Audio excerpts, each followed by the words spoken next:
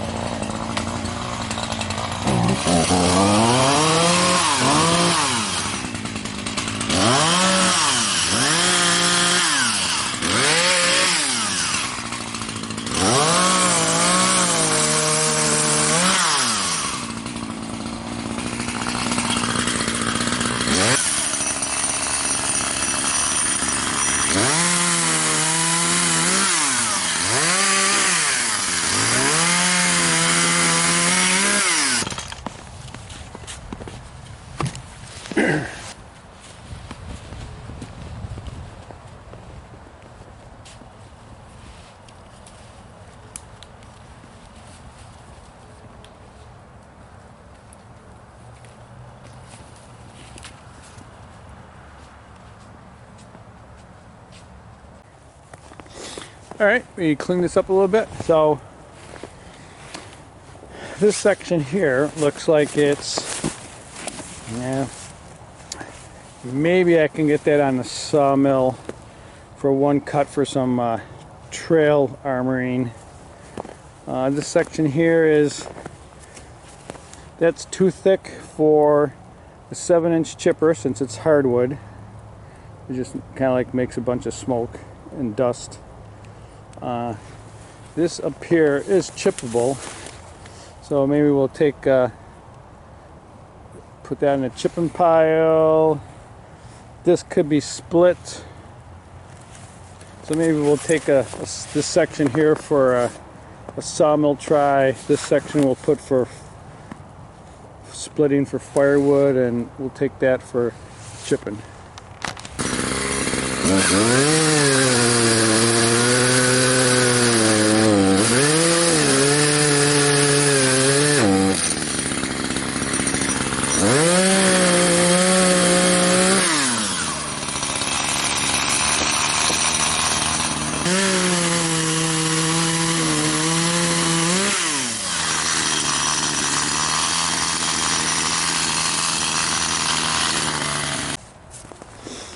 All right, this piece is going to go on here. This is possible one pass sawmill thing for armoring on the trail.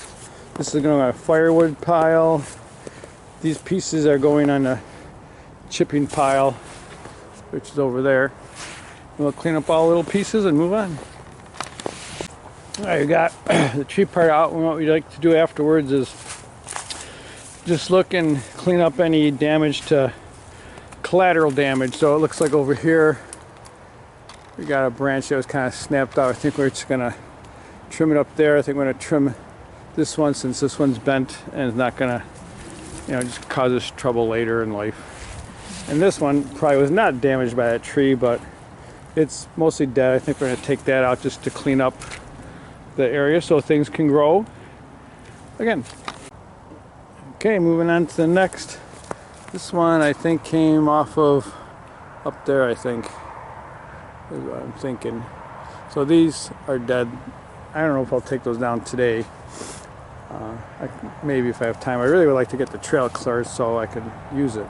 So we're just gonna limb this thing up, and that part looks like it's going on the maybe sawmill pile. And that whole section is probably going in the chipper pile. I gotta get the saw and just cut that a little bit more so that splits. That's going on the maybe sawmill armoring pile. We cleaned up stuff in there. There's still more stuff that needs to get cleaned up, but that's off the trail enough. We got these branches here. We're gonna get the saw. This is all going on the chip pile. We cleaned up the stuff that was just laying on a trail over there, just some pieces. But take a look at this. This isn't today's project, but here's an ash tree that came down yesterday, the other day. Interesting. It's kind of like almost like punk wood in there. Yeah, got a lot of mold or whatever on it. Yeah, so this is be a good log for sign for planks for armoring on a trail. So not today, but here's a tree we can pull out. All right, we cleaned up the rest of this trail. Some of our logs went there, which is maybe sawmill, maybe a big chipper, or firewood, and then most of it went on the chipping pile. Let's have a look. So now this is going to freeze because it's going to go down into the teens, and then there's going to be some snow, so we'll be able to ski and snowshoe on this. And at some point we'll look at logging that tree out.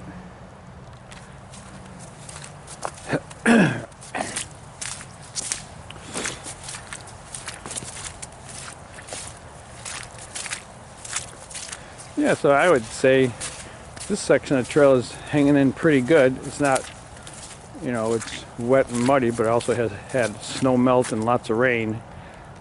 So, I think one of the main reasons this section is dry is that we put in this tiny little ditch here. You can see it starts just about there. And this was like this was a mound, so the water couldn't flow that way. It was trying to flow this way, which would make that all wet. So now the water can flow that way to more of a swale there. So I think this has really improved the condition of this trail, although it may get armored in the future. All right, now today, well, at least not this morning, I have to get ready to go to PT. But yeah, see, there's a tree down there. I think there's a couple more trees, I would guess. No, I guess that's the only one. But that's not really my trail. If they asked me to, I'd be more than happy to clear it out and log it and use the pieces for what I could. But sometimes they like to, do their thing, so don't like to intrude. And we make it out to this section of the trail. That's from a couple weeks ago. This section is clear going down to the house down there, and just a couple of pieces of branches here. Pretty sloppy. I think down there's probably some branches that need to get cleaned up. So maybe after PT, clean up that, so this will be good for skiing and snowshoeing.